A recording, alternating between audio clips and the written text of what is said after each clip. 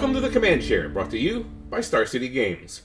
I'm your host, Sheldon Menery, founding member of the Commander Rules Committee. Each episode, I'm joined by one of my RC colleagues, and then we break the show down into two blocks. In the Command block, we talk about the RC's high-level rulings or thought processes or whatever's happening in the world of Magic right now.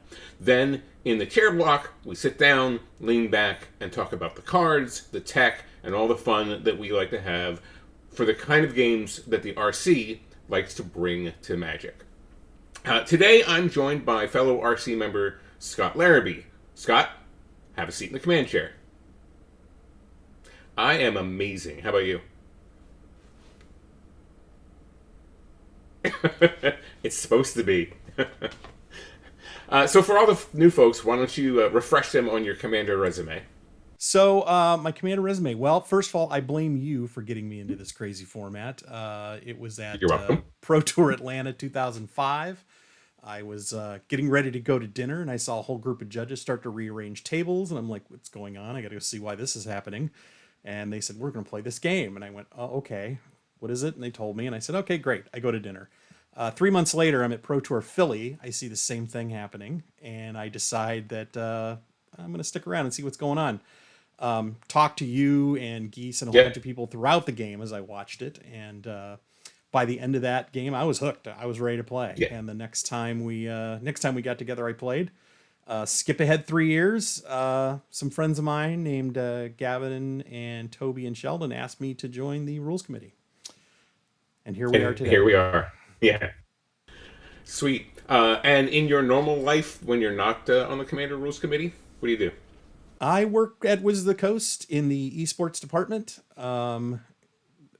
dealing with high-level tournament play, both rules, tournament operation, and program development. Been spending a lot of time over the last 4 months trying to figure out how to run high-level Magic events in the world with right. COVID.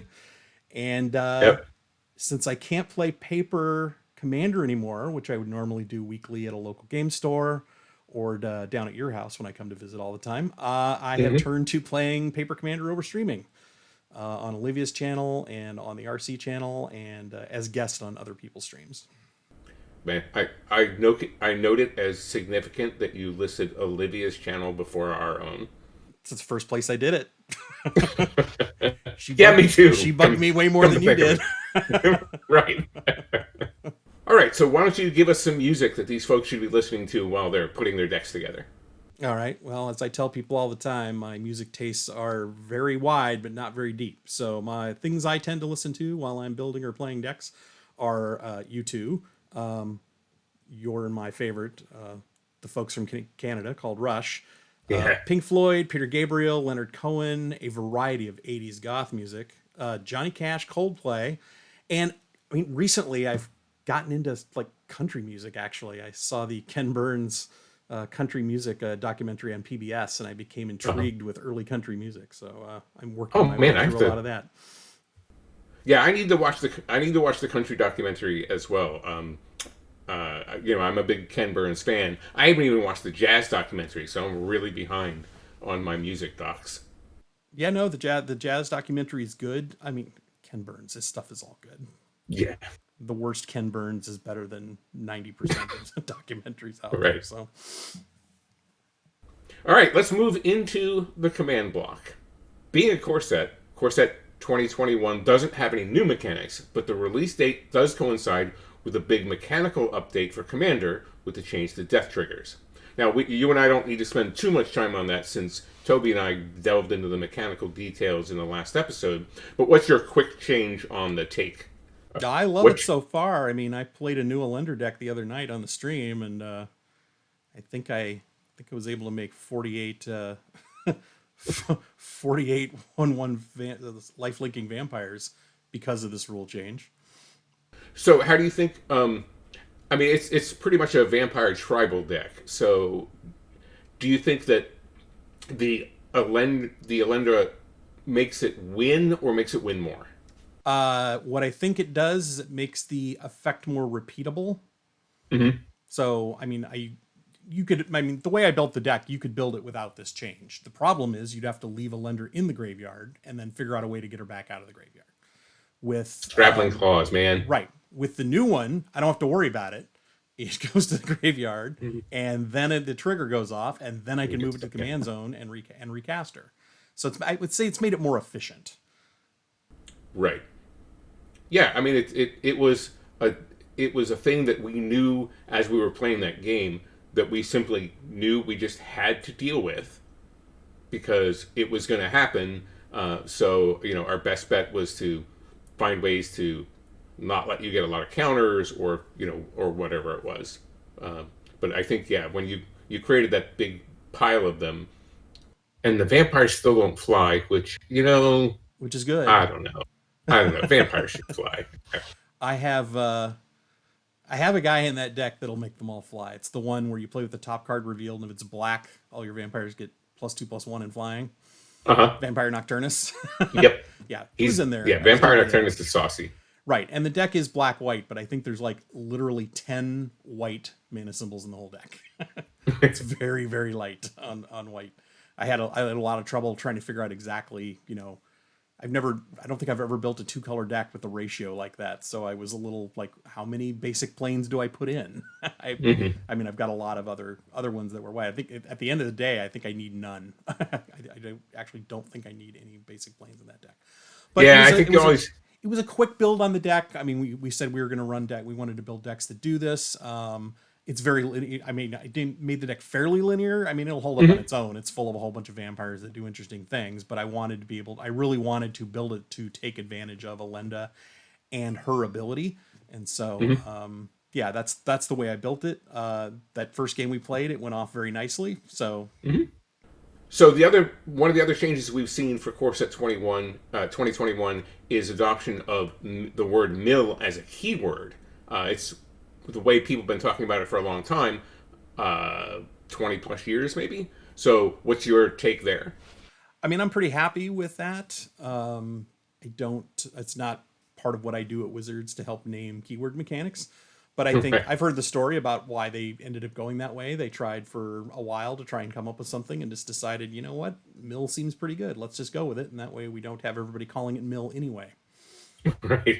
Which is what tends to happen in the Magic community. You can try and rename something. Look, we've officially renamed the format to Commander back in 2010. 2011, and people still call it EDH, and it's one of those things it's hard to get away from. So I think the more you can go with what people use, the better off you are. So the last relevant thing about Core Set 2100. Is there a Core Set 2100 movie that I'm missing out on? But the last relevant thing I want to bring up about Core Set 2021 is that cats and dogs are relevant. Like me, you're a cat person. So tell everybody about your buddy. So my buddy is Boomer. Boomer is 7 years old. A rescue that my wife found one day. I literally went to work one day and came home and had a cat. She had gone dark. I mean, she'd been looking for a cat, and so I knew she was looking. But she was constantly, she texts me during the day while I'm at work, and then one day she said, "I'm going out to look again," and then she went dark for like 4 hours. I went, I wonder, and then I came home. Walked in from the garage. We have a garage door into the house, and saw that our living room was covered with cat toys, and was like, I think we have a new cat. So went to the stairs, and sure enough, my wife came down with a very tiny little white kitten, 11-week-old kitten, with his tail straight in the air, bouncing down, looking like he was having a ball. We've had him 7 years now. He's turned in from a playful little kitten to a grumpy old man.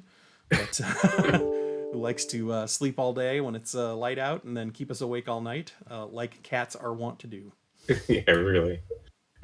Who of us haven't turned from a playful kitten to a grumpy old man? No kidding. All right, that's a wrap on the command block. We're going to spend a little more time this week getting into the chair block and the cards, but before we do, it's our interlude called Hidden Gems. The folks that come on this show have been playing the format a long time. We play cards that some players might never have heard of. We discuss one of those cards each week in our feature segment we call Hidden Gems. Scott, What do you got for us? So my hidden gem this week, and I've got a lot of them, and I went back and forth on which one I was going to do here, but I actually decided to do Minions Return from Theros Beyond Death. 2B cost. It's an enchantment aura with flash. It says when enchanted creature dies, return that card to the battle zone under your control. I have this card in 2 different decks, and I really like this card because I like to use it to protect my commander from board wipes. Allows me to, in response to the board wipe or somebody getting rid of it, put this on it, let the commander go to the graveyard, leave it there, and then it'll pop right back into play. Prevents me from having to cycle it through the command zone again and pay the higher cost. I think this is really, for me particularly, it's really good. I really love this card when it came out. I put in my Daxos Beyond Death deck because my deck really wants Daxos in play at all time to be able to take advantage of the enchantment creatures coming into play with a lot of the constellation I have in there. Well, I think one of the relevant points here is that it does come back onto the battlefield as opposed to not leaving, like if you were to do a regeneration effect. So you're going to be able to take advantage of any triggers. Any triggers as well. That's true. Yep. Sweet. That's sweet tactic. It has flash. It's not an onboard trick like Angelic Renewal or something. Right. You can, and I've run it both ways. I mean, I've flat out put it out on the board, especially in Enchantment Matters decks, because I want the enchantment trigger from the aura, or I'll wait. I've run it both ways. I remember I put Minions Return into play once, and I remember it might have been you saying, that has flash, right? And I went, sure do, but I want my enchantment count to be up right now. So right, that's one of the things I like about it. I did find a potential M21 hidden gem. I'm not so sure it is yet, but I think I know we're going to get to the M21 cards real quick, but Pestilent Haze looks like it might, for me at least, might have some utility. Depending on your deck, that would be 1 BB, choose 1, all creatures get -2/-2 till end of turn, or remove 2 loyalty counters from each planeswalker. This is the ability I really like on this one. Yeah, from each planeswalker is pretty saucy. Yes, it is. Yeah, I mean, it's probably a must counter for the Super Friends decks that run control. And then again, if this some swarm of creatures is really threatening you, then you have a way to take it out as well. Yeah. Good Magic cards provide some flexibility sometimes. They do. So what's your hidden gem? My hidden gem is Stalking Vengeance, a card from way back in Dissension, which was in the original Ravnica block. It was reprinted in C13 and C16, and it's a card that has gotten much, much better with Commander Death triggers. It's a avatar creature that's red 5 for a 5/5. It has haste, but then the trigger is the important part. When another creature you control dies, deals damage equal to its power to target player. The big thing about this was in previous incarnations of the rules, commanders didn't go to the graveyard, didn't trigger death triggers, so when you're playing something like Crash the Bloodbraided that is immense and somebody destroys it, Stalking Vengeance is like, I never saw you. Now, a deck like Crash, or anything like a big commander, or a Voltron commander, anything that you've made really, really saucily large, is going to threaten somebody's life total as soon as they try to kill it. So they're going to have to either exile it or get all those counters off of it, or do something like that. And Stalking Vengeance is a card that I think we saw played a fair amount before, but for some reason has gone out of favor. And I think with the return of, or the new rule of Commander Death triggers, it's gotten a lot more deadly. Yeah, I am well aware of this guy. He's been in my Brian Stoutarm deck for years, because I could always fling the big creature with the Brian Stoutarm, do the damage, and get the Stalking Vengeance on the way out. Yeah, that's certainly been for me in the Crash deck has been a path to killing 2 different people, is flinging something, flinging Lord of Extinction, and then having it also trigger Stalking Vengeance. Right. This is a pretty unique card in Magic too. I know. I'm positive that the ability as it reads doesn't exist on anything cheaper than this in red. Yeah. Or I'd be running. Yeah, right. So I think it's the 7 cost that scares people off. Right. I mean, it does have haste. It is a 5/5, but I think that it's the 7 cost that scares a lot of people off from running this guy. Mm-hmm. I'm playing. I mean, in the Brian Stoutarm deck. I mean, I'm trying to delay the game to get big guys out anyway. So Right. he satisfies the bill, and if I can get him out and get the whole engine going, the game just ends quicker. Yeah, well, one of the things that I like to do with this is bringing it back with a giant living death or Right. Rise of the Dark Realm. Yes. And then, I have an immense board, and if you kill it, well, that's pretty bad for you, too. That's right, yeah. All right, 2 pretty saucy cards in Hidden Gems. Obviously, folks, if you have ideas that you'd like to pitch to us for Hidden Gems, leave them in the comments. We'll talk about them. Now let's move to the chair block. The cards, of course, set 2021. That's what we're here for. So what Scott and I are going to do is each pick a favorite card from each color and talk about what we love about them. What's your pick for white? So my pick for white is Mangara the Diplomat. I think it may be a pretty obvious choice, but I really like this. I really like this card. 3 white legendary human cleric with lifelink, 2/4. Whenever an opponent attacks with creatures, if 2 or more of those creatures are attacking you or planeswalker you control, draw a card. And whenever an opponent casts their second spell each turn, draw a card.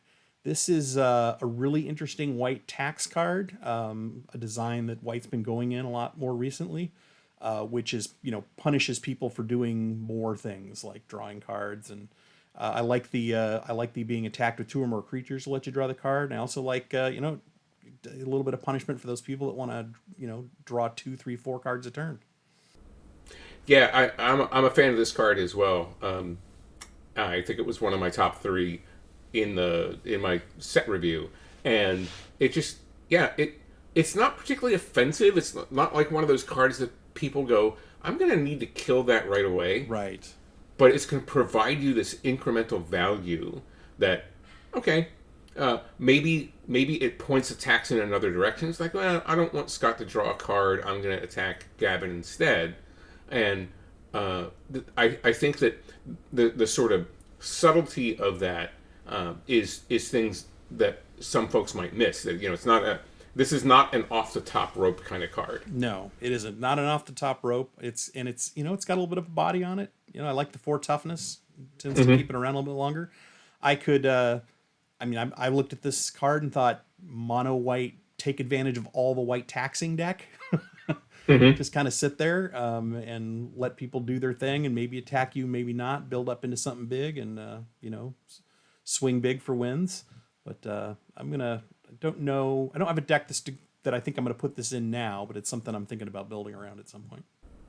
Yeah, I think it's just one of those cards that is subtly very good, and nobody is going to waste their targeted removal on. They're going to have bigger threats to their lives, and the card sort of fits well into my philosophy of being second best. So you just you fly under the radar until it's time to spring whatever surprise you have on people, and I think Mangara is a card that will help you do that. My pick here is Basri's Lieutenant. I guess we're going for the legendary creatures. We're going for the white creatures. It's 3 and a white. It has vigilance and protection from multicolored. When Basri's Lieutenant enters the battlefield, put a +1 counter on target creature you control. Relatively simple. Second part is my favorite.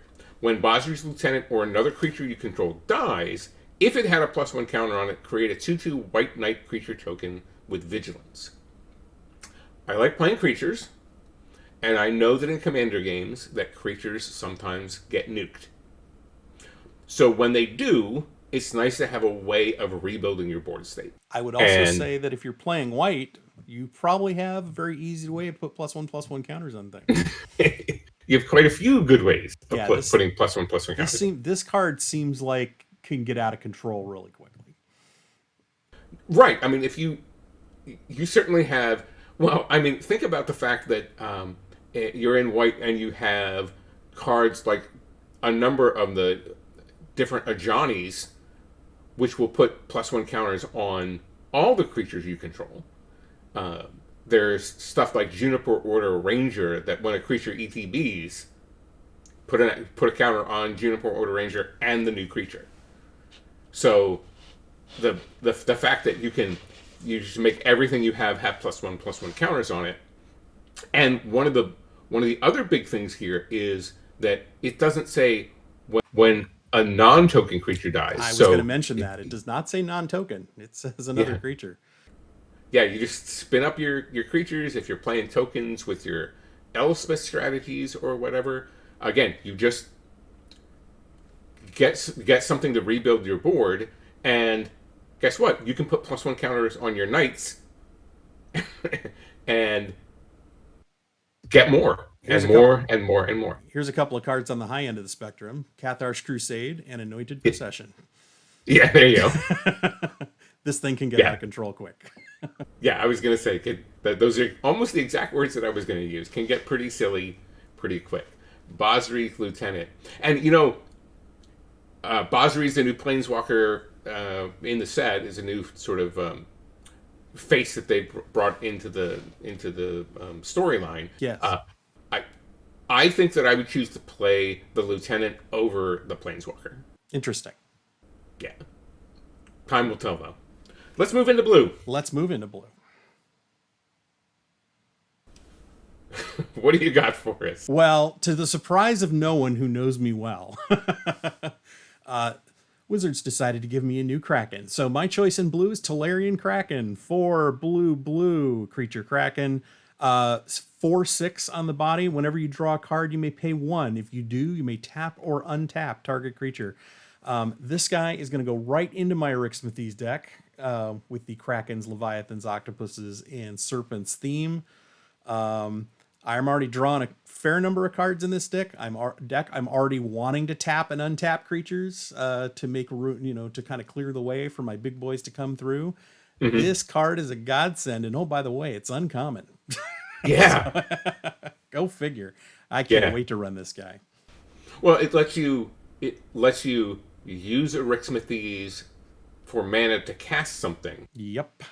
And then untap it so it can be battle ready. Right. I can untap Arixmethes. I can untap. I'm going to use the tap and untap is going to get used equally well, depending on what I'm doing. Like I said, there's times when I just need to get a big guy through, and the person I want to attack has 2 creatures untapped, and sometimes there's turns I'm drawing 2 cards at the beginning, and I'm going to 1/1 tap both those creatures and send a big boy in and finish up that game. The art of this card is fabulous, by the way. It's pretty spectacular. It's really good. You're not playing opposition in that deck, right? I am not playing opposition in that deck. No. Yeah, this seems more of card suited for smaller creature strategies, and when you have a lot of them. Yeah, I'm trying to get 2 or 3 big guys out, not 100 small guys. So yeah. Right. Cryptic Command, maybe. Maybe. Yeah. Okay. Speaking of cryptic, The Kraken is good. I noticed that the cost of these giant sea creatures is coming down a little bit. Used to be they were all 8s and 9s, and now it seems like that they're getting to slightly more affordable range. You could get 6/6s for 6 or 5/5s for 6, but they wouldn't have a good ability on them. And I think what they've done is the trade-off here is get the cost down. It's a little low on the power. It still has the good toughness, but it has the great ability, which lets you kind of use right away and then set them up for later. So I don't mind the power level coming off of that a little bit in order to get more interesting abilities. So it's all good for me. Sweet. All right, my blue pick is Sublime Epiphany, which is both a sublime and epiphanous.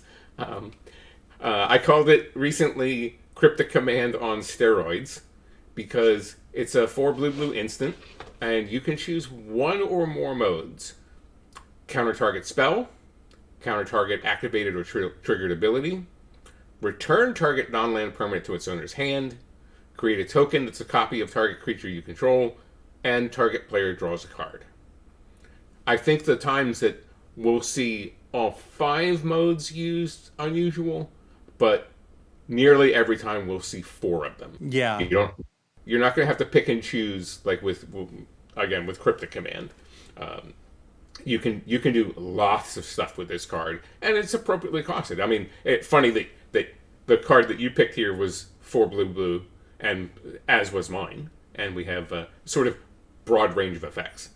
Yeah, when I first saw this card, my first thought was, is it possible to do all 5? And I went, well, it's possible. Doing those first 2 on the same caster, I think, are pretty tough. Yeah. My first thought was this thing should have a rider at the bottom that says, if all 5 resolve, add 6U to your pool. You get it for free. Because trying to counter a target spell and a target activated or triggered ability on the same stack is going to be pretty interesting. But right. Well, it'll probably be more likely to come up in a stack that you're not initially involved in. Of course, yes. Right. So somebody tries to counter something, somebody else activates an ability in response, or maybe somebody casts a board sweeper and someone else activates an ability in response. Right. You just jump in and say, hey, can I join the party? I'll counter that. I'll return that to hand. I got to pick a token of this thing. And oh, by the way, I'll draw a card. Yeah, I don't want either of those things to happen. I think that we should. One of the things we have to point out here is that if you choose the 3rd and the 4th mode, the return a permanent to its owner's hand and creating a token that's a copy of something of yours, that you can't do the same thing. You can't bounce the thing and then copy it. And the reason that is because you follow the instructions in the order that they're written on the card. So if you were to bounce something of your own, when the next mode tried to resolve, it would see that there's not that the target doesn't exist anymore, so it would do nothing. Right. I'm sure that the number 3 and 4 are in that order on purpose, and also a reason it doesn't say choose one or more in any order. Right. Yeah. Be a little bonkers. Yeah, I suspected it probably came up, if it wasn't listed that way initially in the design of the card, in the vision of the card. I bet that during play design, somebody's like, wait a minute, what happens here? And I mean, it would be kind of busted to be able to both bounce something and make a copy of it, because then you just get away from targeted removal and still get to have the thing that you had. Right. And the spell would not cost 4 UU. Well, sure. It would cost more. But a great card though. Yeah, I think this card is going to see quite a bit of play in Commander. I don't think it's going to replace its little cousin, Cryptic Command, but it'll certainly go alongside things. And look at that last mode. Target player draws a card. Combos with Hilarion Kraken. Let's move into black.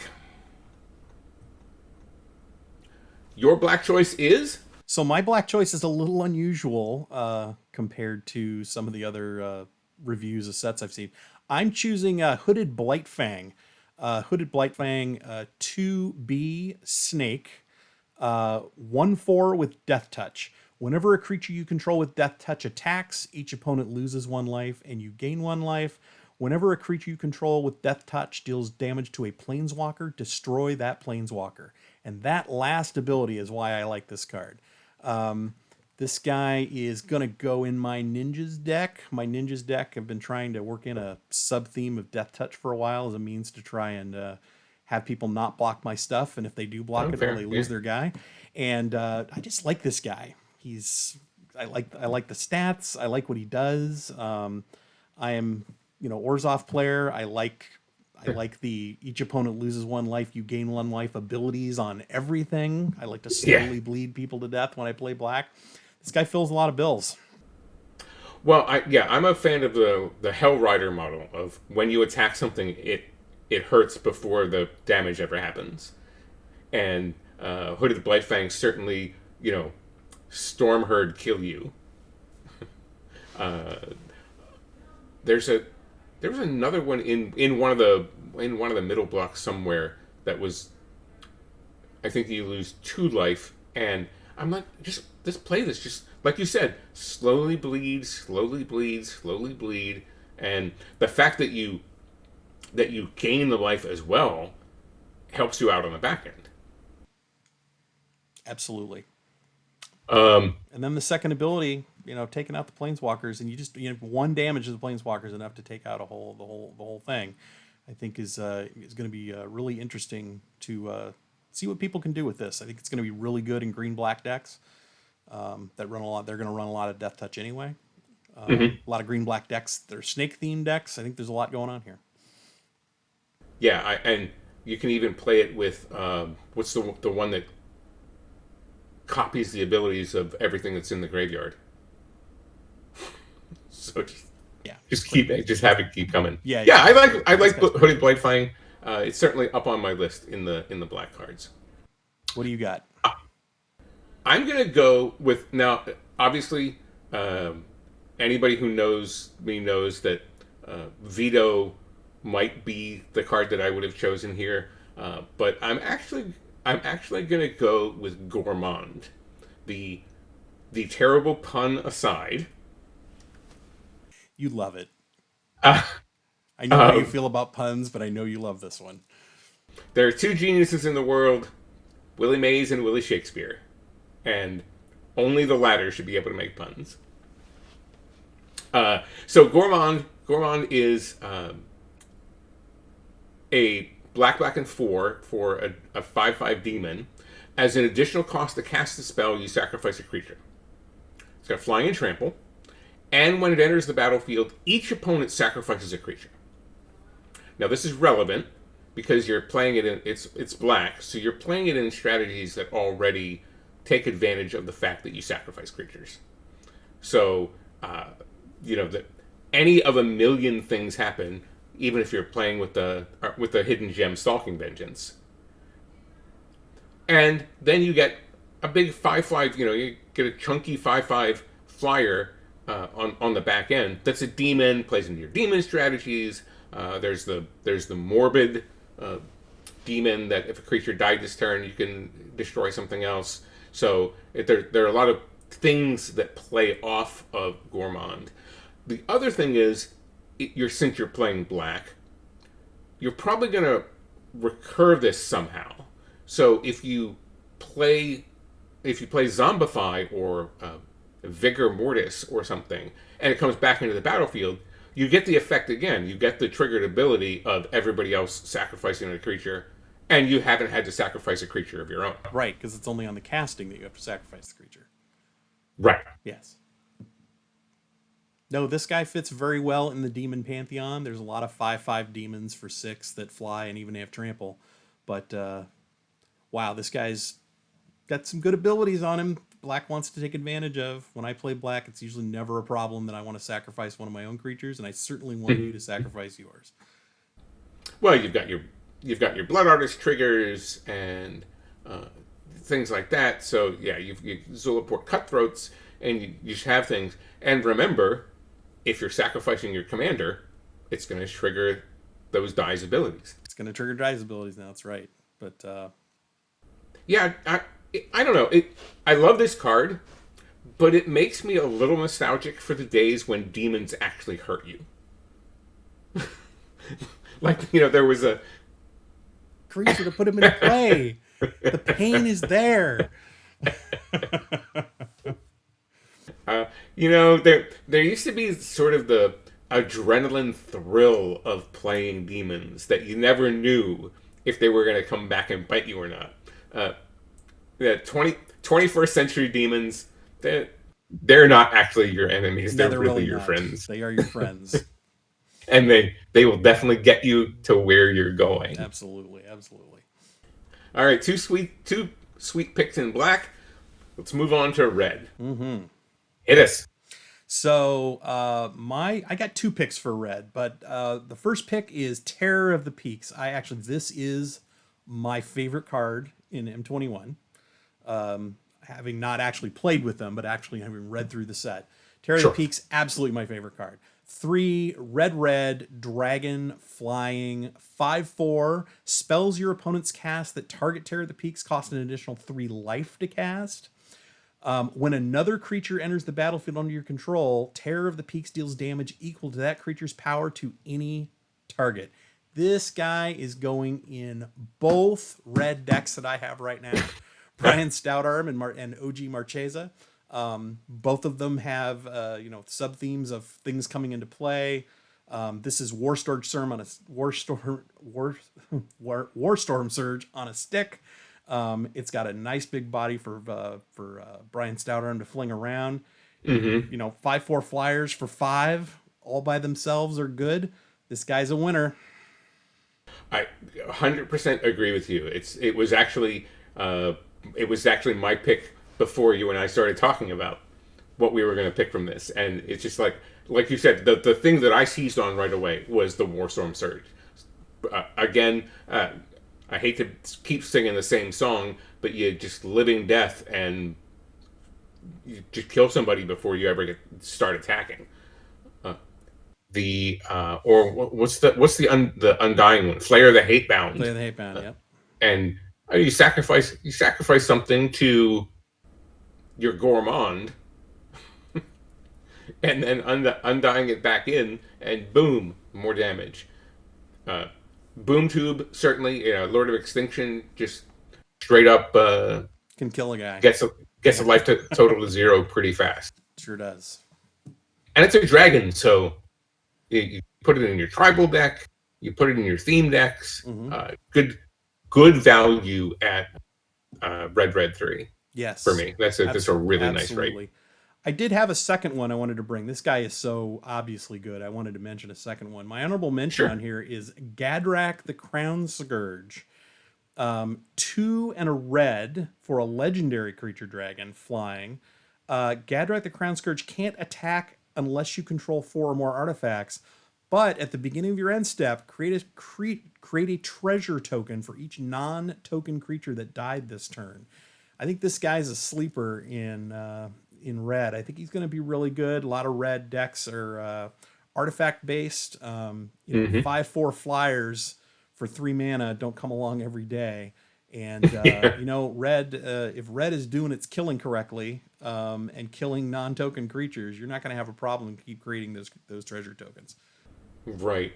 Well, I'm thinking maybe play it with Ether Flash, so that when toughness 2 or lower creatures ETB, that they die right away. So you've either prevented people from playing them, or if you're playing them yourselves to get the triggers, you're creating some treasure tokens here. Yeah, there's almost there's enough of these. There's enough dragons now that have I crave artifact sub themes.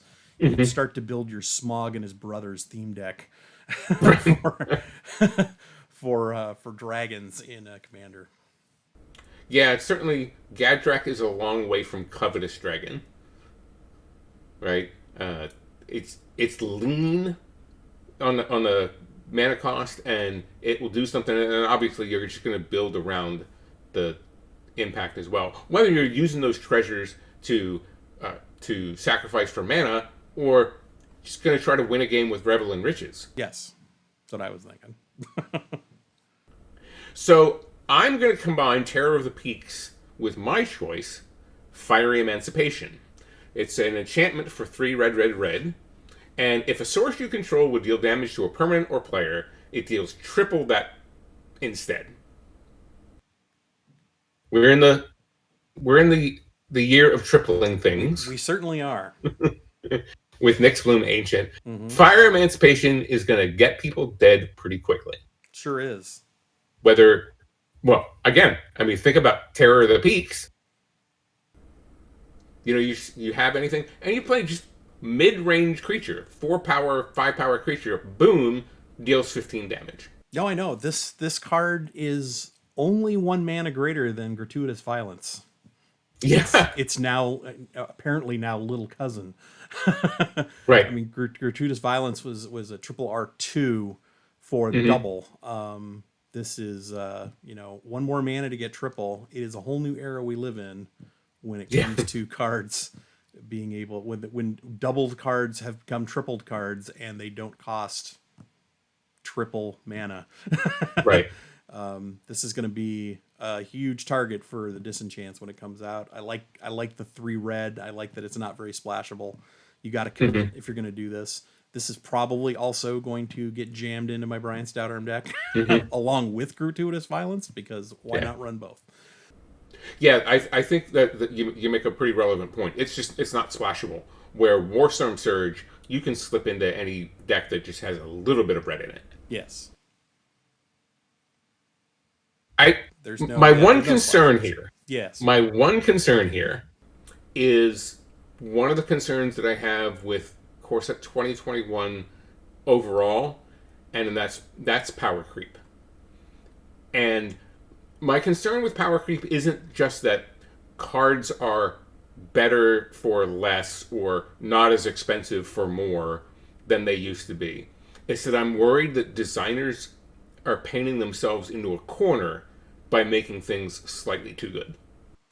It's possible. I mean, designers are smart. I also don't know how much. Here's a way to look at it. Being able to deal double damage or triple damage, probably not that big a deal at the end. Double's usually enough to kill someone. Sure. Triple just looks better. So. Well, it's more, right? It's just it's over the top. More. Yes, not suggesting it isn't more, and that right. It's probably can take some cards that are normally on double damage, almost killing you, into, well, nope, this just darn well kills you. But it is it is a card that you have to draw out of your 100. Depending on the colors you're playing. Like I said, the triple R being not so splashable can be a little tricky. Yeah, and don't forget that with games do have to end. Yeah, and also don't forget that with other damage multipliers, you're just getting this multiplicative effect. So don't forget to bring your calculators when you have both Gratuitous Violence and this in play. Yes.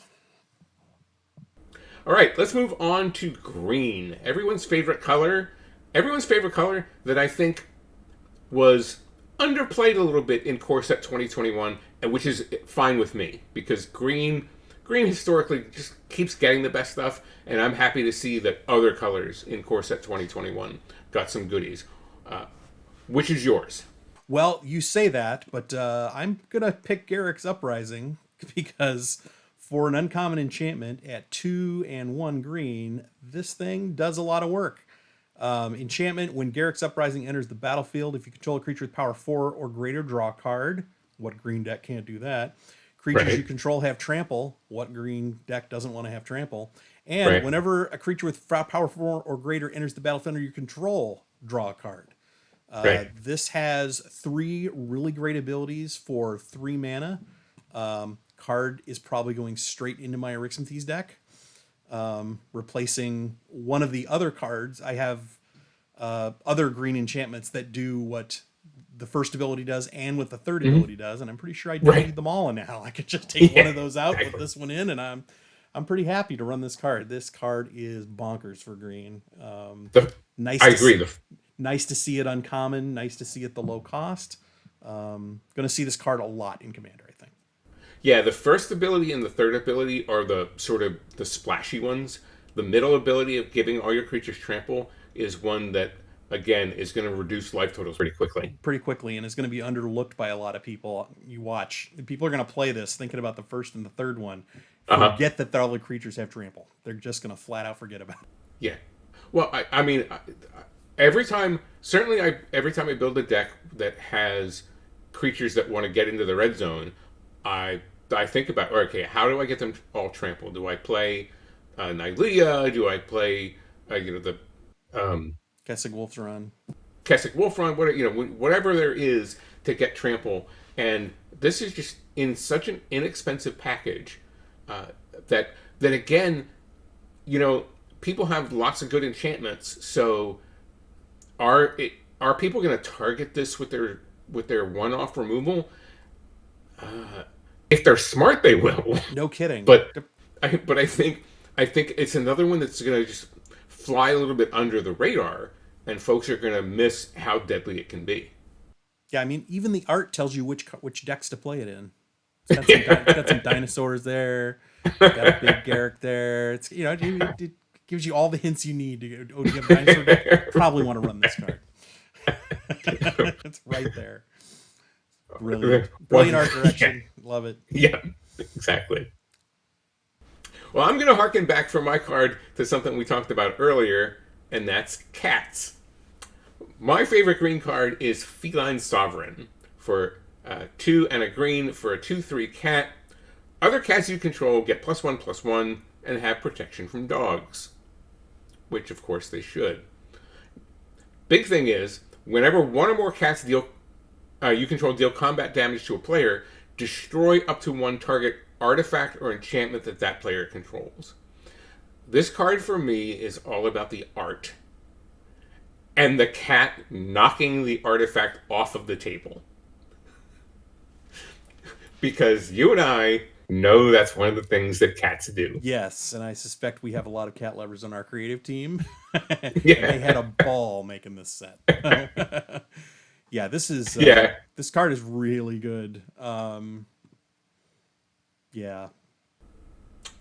I mean, obviously you need to give some evasion in order to the aforementioned trample. Maybe I think its biggest real powerful effect is going to be early game, in that there's always going to be a mana rock or something for you to knock off with this. You play it, either you play it and then the person plays their artifact without any protection, or you prevent them from playing the thing because they don't have any protection. And the cats that you're going to play this with, that you're going to make bigger and have protection from dogs, are going to be larger. Aribo, Roar of the Wild, and the whole cat tribal thing. Suddenly an end of turn White Sun Zenith becomes really deadly. Right. Because they're that much bigger. Yeah, I love this card. Again, I think it's just great art design, great sort of story design or thematic design, and it goes to show you that we can have great cards that just don't need to be super powerful in order to be interesting and engaging and fun to play with. Yeah, and in this deck, in the right deck, this card is super powerful, which is what I like about it. It's not super powerful in every deck, but it's super powerful in a cat deck.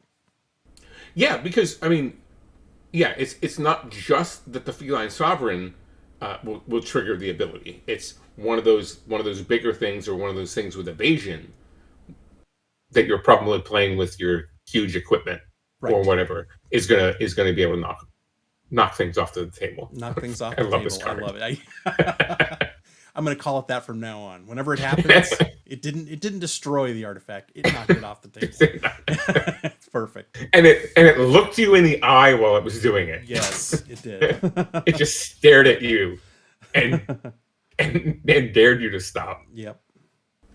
Okay, how about multicolored? So multicolored, I was looking for something here that I thought that maybe I could build around. I was looking through all the legends, and this is one that struck me as something I might want to try.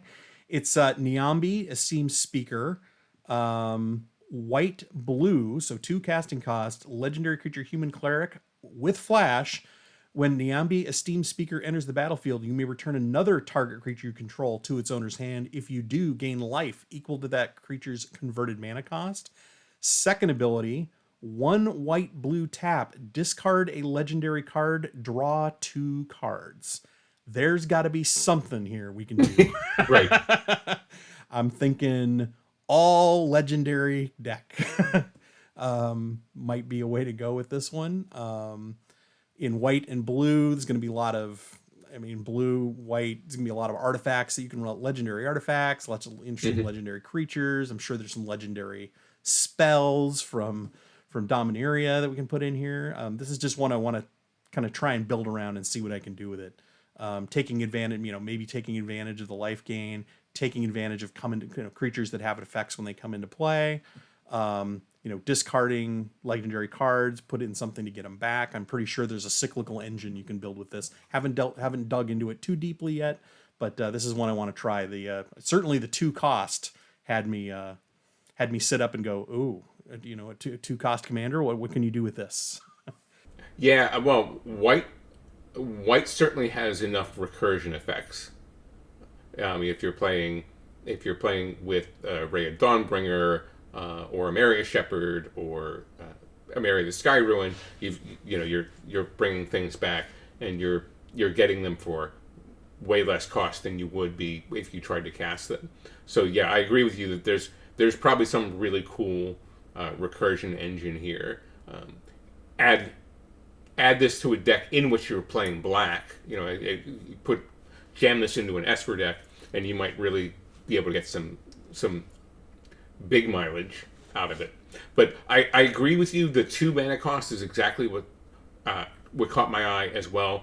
And it's there and can save your other creatures from targeted removal. Right? It's Restoration Angel that puts it back into your hand instead of blinks it for 2 mana cheaper. And I think you have it at the ready. It's there. It's sort of an onboard trick since it's sitting in your command zone and they know you can do it. But again, I think this is maybe a theme we return to in this episode, is that if the cards that you have are preventing somebody from wanting to play their other cards, then they're doing part of their job. And I think I think building around this with a lot of enter the battlefield effect legendary things with a lot of utility is good. You can, if you don't, you've got the card in hand. I was like, wow, nobody's playing that right now. I realize this card's not so good. And let's discard it and draw 2 more and see if we get something better. And then again, building something to get that thing back later when you might be able to use it is something we're gonna look around. I've been looking at blue-white lately as a color pair I wanted to try and build a deck out of. Had looked at some options, wasn't too happy. Nothing was really, making me feel like I wanted to build it. I read this and went, I'm going to explore this and see. It intrigued me enough to. Well, that's what a good card isn't necessarily one that you just go, boom, jamming this into my decks. It's also a card that will make you think about what other paths can you take. What you find the road less taken and head down it. And I think that you have, that's part of Commander, right? We explore things that might not get explored otherwise. Absolutely. What have you got in multicolored? Radha, Heart of Keld. Now, anybody who knows me also knows that I don't mind playing muscly women, and it looks like Radha has gone to the gym a little bit. In this art. It's a legendary elf warrior for 1, a red and a green, and it's a 3/3. Already starting pretty good. As long as it's your turn, Radha, Heart of Keld has first strike. Go on. You can look, right? You can look at the top card of your library anytime, and you can play lands from the top of your library. I know why you like this card now. Yeah. It's Courser of Crufix that doesn't gain you life. Okay. It doesn't give you an additional land drop, but who cares? Playing lands off the top of your library or playing cards off your top of your library is, to me, effective card draw. It's getting deeper into your library without actually having to spend anything from your hand. Then, for a red and a green, Radha gets +X till end of turn, which is the number of lands that you control. As you discovered in the game that we played the other night, when I blood rushed my commander, yes, with you killed me with it. I did, because it was not nice at all. It got +X for the number of lands you control, and even if you're not going crazy in green with mana ramp, you don't need 22 lands in play for that to be effective. I think I had 8 or 9, but it was enough since I had damaged you once or twice already with the commander. So adding 8 or 9 to the 12 I'd already done was enough to be lethal. So the fact that Radha helps herself here, and it doesn't tap. So if you have enough mana, you can actually do it twice. So Radha can make somebody really dead really fast. Really dead really fast. It's also a nice little rattlesnake for people that I attack. I block with Radha. I make her really big. Yeah, right. Yeah, some interesting stuff on this. Yeah, and again, she's a build around. You can certainly play her with the other Radhas that have been printed already to make a nice little theme deck. You can get your whole Keld and get your Keldon Warlord and all those things, and would even suggest the sub theme of either elf or warrior, since she's both. And we know that you need some bold, weird intimidators. Because cowards can't block warriors. That's right. Moving on to artifacts. Oh boy. Now, when we talked about this, I said there's only one real artifact in this set to choose, and you disagreed. It's not that I disagree. I mean, I do. We should talk about your choice here first, which is what, Sheldon? Chromatic Orrery. Yeah, Chromatic Orrery. This is certainly the flashy legendary artifact. 7 cost. You can spend mana or mana of any color. It's got everything. Tap, add 5 colorless, or 5 in a tap, draw a card for each color among furniture control. Yeah, this thing's going to see some play. To say the least. Pretty obvious. I didn't want to go for the obvious, so I found something else that is something I might actually put into a deck I have right now. So I came up with the different idea, which was looking at Maze Mine Tome. 2 cost artifact, tap, put a page counter on Maze Mine Tome, scry 1. 2 in a tap, put a page counter on it, draw a card. If there are 4 or more page counters on it, exile it, you gain 4 life. So whatever will you do, Scott Larabee? Whatever would I do? I would like to remove some page counters from this thing. And so the first thing I thought about is I have a deck that has Soul Diviner in it. Soul Diviner, right. Blue, black, Zombie Wizard 2/3. From War of the Spark, tap, remove a counter from an artifact, creature, land, or planeswalker control, draw a card. This is, I think it's got some interesting abilities here, being able to scry and draw. Obviously, when they designed it, they didn't want it to get out of hand because it can be pretty crazy. Once you've read 4 pages, you decide you don't like the book, you throw it away. Well, Soul Diviner says, let's tear those pages out and put them. Let's tear those pages out before you get tired of it and you can keep reading. So, I think this is, I don't think Maze Mine Tome is going to see a huge amount of play, but I thought it'd be interesting to see how you could make it worth it in the right deck. Well, Soul Diviner seems to be a card that almost could qualify as the hidden gem, right? Yeah, no, I think Soul Diviner is a card that can work in a lot of instances for things where you want to, I wish Soul Diviner was blue and green. That way I could remove the slumber counter from my Ricksmithies. And I get to draw a card. But it's blue black, and I think there's I've got it in my Marchesa deck right now. I just put age counter, take off your age counters from your age counters on there, your from your cumulative upkeep counters, all those things. I think there's a lot of good things that Soul Diviner can do, and who doesn't want to draw cards? Yeah. But back to Chromatic Orrery. So yeah, the card is dumb. It's just dumb. The ability is enough, but then to tap it for the ability to spend mana as any color, but then just the tap it for 5 mana more is just makes things off the charts silly. Yeah, it's gonna seem like I said, it's gonna see play. Right. It's still a 7 mana cost artifact. It's 7 cost legendary. you can't copy it and make another one. You can certainly you can chain them if you want to do that. But this is going to see, the 5 color decks are going to love this. The 4 color decks are going to love this. I don't know if the 7 cost is worth it I don't want to draw this thing in the first 5 or 6 turns of the game, and I'd be afraid of drawing, missing a draw of something I could. Or the last 2, or the last 2 or 3 when it really comes down to it. Right, when you don't You Right. don't If need you're it. if you're in a tight spot and you draw this, it's probably not going to help. Right. So we'll see how much play it has. I certainly Yeah. think the big, the big, 5-color sliver decks, the 5-color dragon decks, things like that will run this. I don't. We'll see how much play it has Yeah. out of that. But it's certainly on paper has a lot of splash. Yeah, the Golos decks will certainly love it. Yes, absolutely. Since you can use the mana. Mm-hmm. Well, Scott, I think we've been sitting in the chair long enough, and it's time to wrap the episode. I'll remind our viewers, if you're watching on YouTube, please remember to follow, like, subscribe, and ring those bells. We'd hate for you to miss a thrilling episode. You want to tell these folks where they can find you on social media? So where you can find me is on Twitter at Scott Larabee. I'm hanging out in the RC Discord every once in a while, and someday soon I hope to see you at a paper event near you. Well, if anybody's going to make it happen, it's going to be you.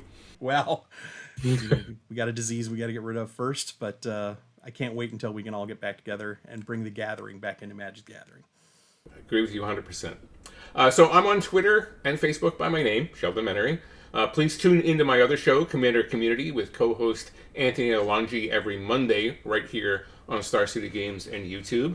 On Thursdays at 8 p.m., as Scott mentioned, that's Eastern Time in the U.S., you can catch Scott, Toby, and I, and fellow RC member Gavin Duggan on the Commander RC Twitch channel. That's twitch.tv/Commander RC. Finally, on Sundays, you can find me right here, writing about the best format in Magic history on Star City Games. As always, I'm Sheldon Menery.